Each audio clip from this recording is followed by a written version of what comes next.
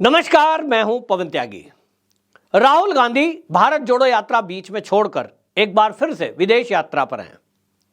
कांग्रेसियों द्वारा यह कहा गया कि कैम्ब्रिज यूनिवर्सिटी में उनका लेक्चर है और बड़ा महत्वपूर्ण है, उसके बिना तो बात रह ही नहीं सकती, क्योंकि विदेशी लोग चाहते हैं राहुल गांधी के बुद्धि में जो ज्ञान है वो उनको भी प्राप्त हो।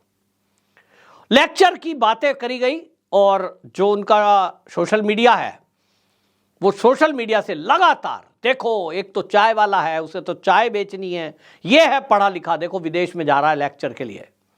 लेकिन ऑफ इंडिया ने बाकायदा इसकी पड़ताल की और पड़ताल सीधी कैम्ब्रिज यूनिवर्सिटी से की और कैम्ब्रिज यूनिवर्सिटी से कुछ सवाल सीधे सीधे पूछे। उन सवालों का जो जवाब आया वो जवाब आप सब देशवासियों को जानना चाहिए कि किस तरह का फ्रॉड ये लोग करते हैं, किस तरह का झूठ फैलाते हैं कि जैसे कि कैम्ब्रिज यूनिवर्सिटी में जो छात्र पढ़ रहे हैं उनको कोई बुद्धि नहीं है, उनको कोई ज्ञान नहीं है और राहुल गांधी का ज्ञान उनसे कई ज्यादा है। क्योंकि लेक्चर के लिए किसको बुलाया जाता है? जिनको ज्यादा ज्ञान हो। अब ज्ञाता आदमी है, राहुल गांधी का ज्ञान कैसा है वो किसी को क्या भारत में बताने की आवश्यकता है? वो कब क्या कहां बोल दें उनको खुद नहीं पता होता।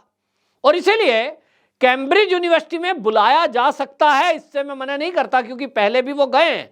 लेकिन इस बार भारत का जो युवा है, जो भारत का सोशल मीडिया है, वो एक्टिव हुआ और उसने पूरी पड़ताल की तो पाया ये कि राहुल गांधी के जितने भी लेक्चर अभी तक हुए हैं अब तो वो शंका में आ गए। क्योंकि इस बार जो ओप इंडिया ने खुलासा किया है, इससे ऐसा लग रहा है कि राहुल गांधी तो इसी तरह हर बार पेड एक कार्यक्रम करने के लिए जाते हैं, बहाना होता है जोर सोरस की टीम से मिलना। बहाना कुछ और है, काम कुछ और है, दिखाया कुछ और जाता है। और ये हमेशा से कहा जा रहा है, मैं आरोप नहीं लगा रहा हूं, लेकिन सोशल मीडिया पे जो चल रहा है वो ये है कि राहुल गांधी जब भी विदेश यात्रा पे जाते हैं, वो किसी भी देश में जाएं, लेकिन क्या कारण है कि जैसे ही वो विदेश गए भारत में कोई ना कोई बड़ा आंदोलन, बड़ा दंगा यहां होता है। तो क्या यह महज एक संयोग है कि राहुल गांधी की विदेश यात्रा के बाद भारत में कोई बड़ा आंदोलन या तो दंगे फसाद होते हैं, या यह एक प्रयोग है जो राहुल गांधी या कांग्रेस या वामपंथी लोग या देश विरोधी लोग करते हैं? ये तो खैर सुरक्षा एजेंसियां या जांच एजेंसियां ही बता पाएंगी कि इसके पीछे का सच क्या है। और मैं आपको बता दूं, मेरे पास भी कुछ सोर्सेज से कुछ चीजें आती हैं, जो ऐसे ऑफिसर हैं जो इसी काम में लगे हैं, लेकिन वो ये कहते हैं कि अभी इसका खुलासा नहीं किया जाएगा, क्योंकि खुलासा करते ही फिर पब्लिक ये कहेगी कि गिरफ्तार क्यों नहीं कर रहे। अगर आपके पास, हमारे गुप्तचर एजेंसियों के पास अगर इस तरह के सबूत हैं कि राहुल गांधी देश विरोधी एक्टिविटी करने के लिए विदेश जाता है, वहां से कोई अवैध फंडिंग आती है, जोर सोरस की टीम से जुड़ करके कोई ऐसा काम हो रहा है, तो जनता फिर एक सवाल करेगी, वो कहेगी जी फिर गिरफ्तार क्यों नहीं करते? अगर आपके पास सबूत हैं तो आप गिरफ्तार करो, और गिरफ्तार नहीं कर रहे इसका मतलब सबूत नहीं है। बात तो बिल्कुल ठीक है, लेकिन मैं आपको बता दूं, जिस तरह से इस देश की विपक्षी पार्टियों ने एक सूत्री कार्यक्रम कर रखा है कि चाहे ईडी की रेड हो, सीबीआई की रेड हो, इनकम टैक्स की रेड हो, इनका एक गाना चलता है, मोदी जी डर गए हैं, मोदी जी डर की वजह से ये हम पे रेड करा रहे हैं और ये हम पे ऐसा कर रहे हैं, मोदी तानाशाह है। राहुल गांधी ने तो कैंपेन चलाया, एक तानाशाह, एक डिक्टेटर, और किस तरह की कैंपेनिंग ध्रुव राठी और किस तरह के लोग चला रहे थे। तो ये एक नैरेटिव बनाना चाहते हैं मोदी को बदनाम करने के लिए, मोदी का ग्राफ डाउन करने के लिए।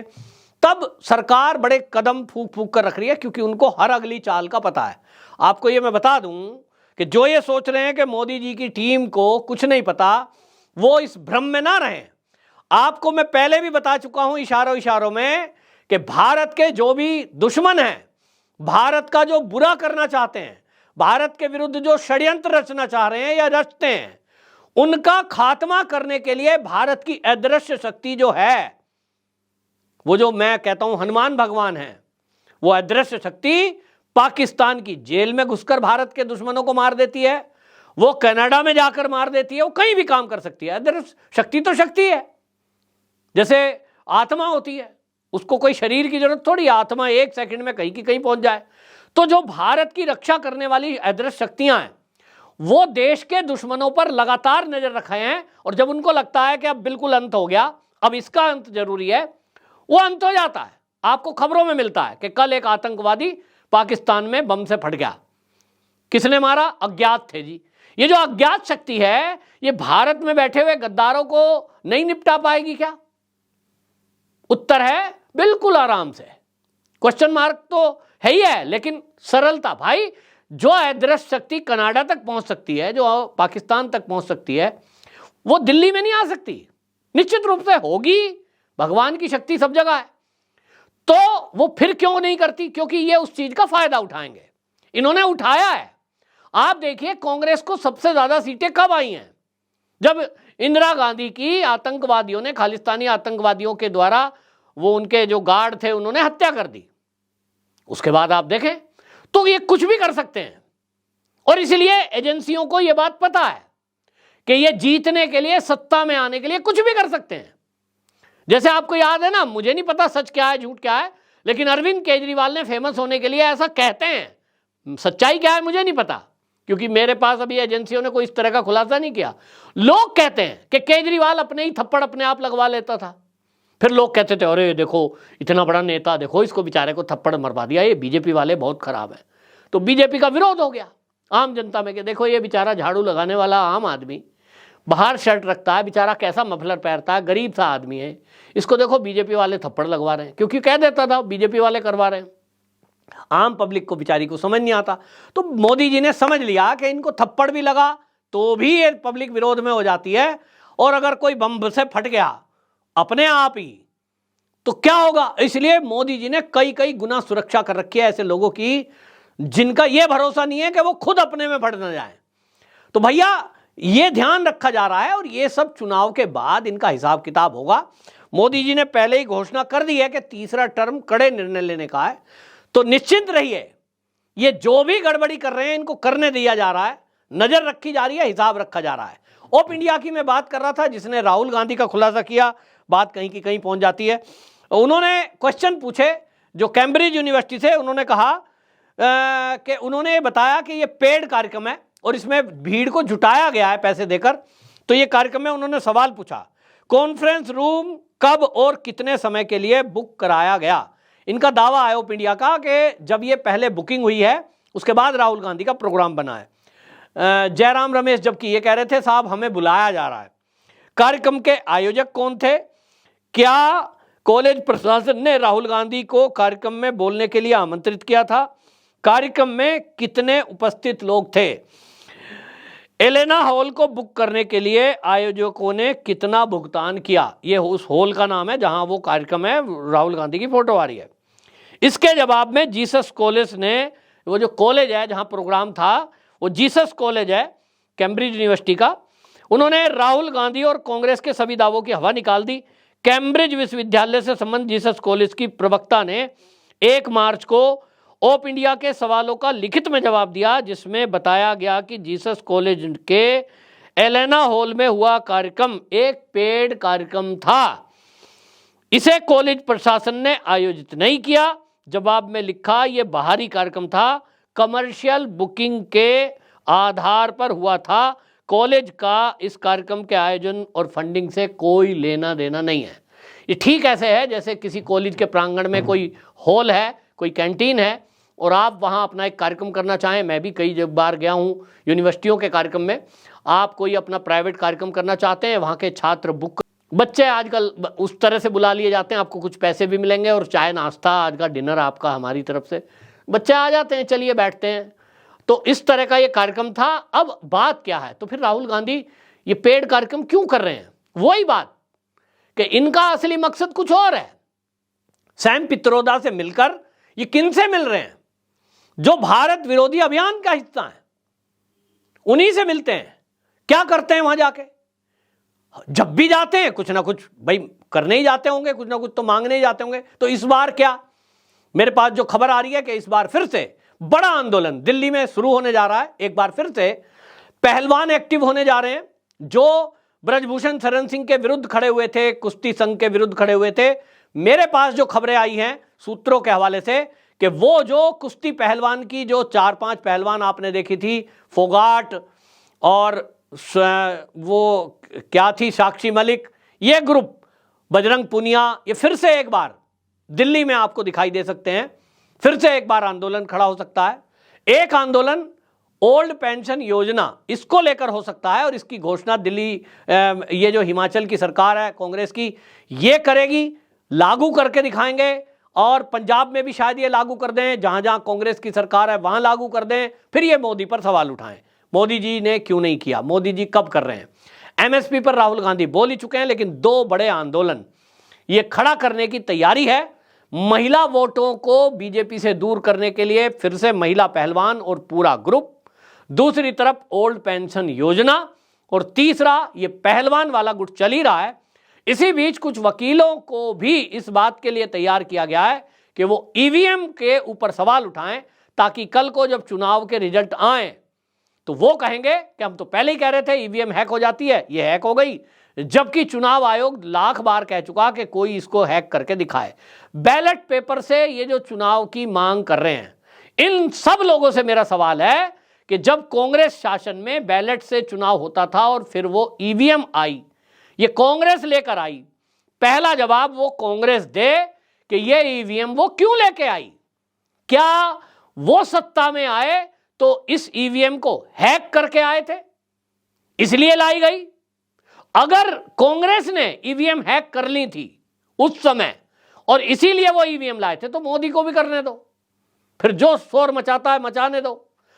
65 साल देश में कांग्रेस ने राज किया, कभी उन्होंने झूठ बोला, कभी तुष्टीकरण किया, कभी देश के टुकड़े किए, और ईवीएम भी वही लेके आए, तो ईवीएम हैक करी होगी। तो भैया आप मोदी जी को 60-65 साल राज करने दो, बराबरी हो जाए, 65 साल राज हो जाए।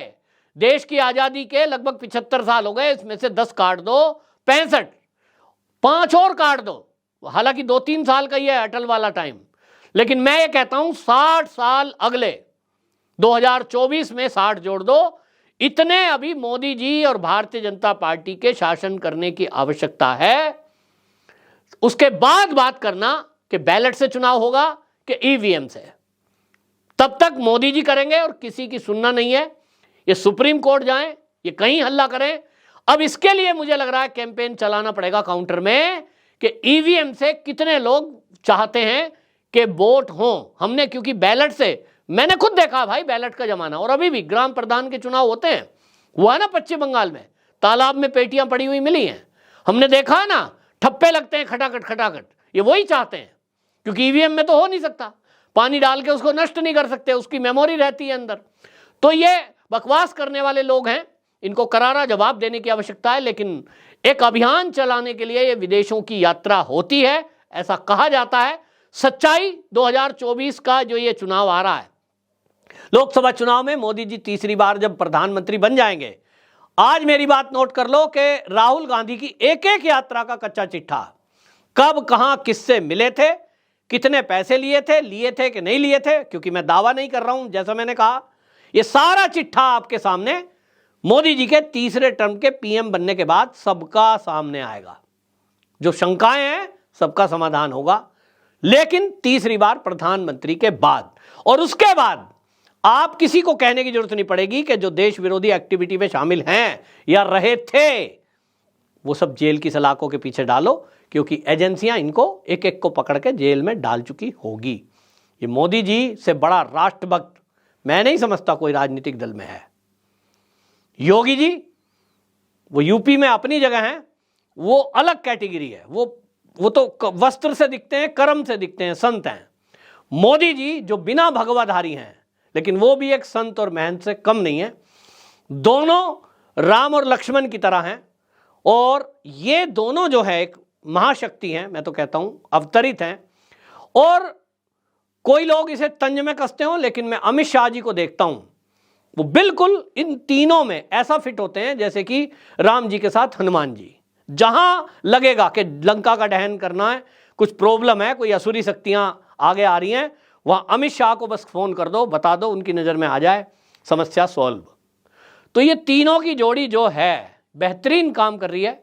और इनको अभी मैं तो कहता हूं मोदी जी कुछ भी अगला घोषणा करें, लेकिन मेरी तो जो इच्छा व्यक्तिगत है कि अगले 60 साल भगवान इनको लंबी उम्र रखे, ये हमारे बीच रहें, ताकि ये देश पुनर् अपने उस रूप में स्थापित हो सके। जैसा कभी कहते थे कि ये देश विश्वगुरु था और हम कहां कहां तक फैले थे, वहां तक पूरा अपना पुराना स्वरूप ये भारत माता जब तक ना आ जाए तब तक ये तीन महानुभूति तो कम से कम हमारे बीच रहें, ऐसी परमात्मा से प्रार्थना है।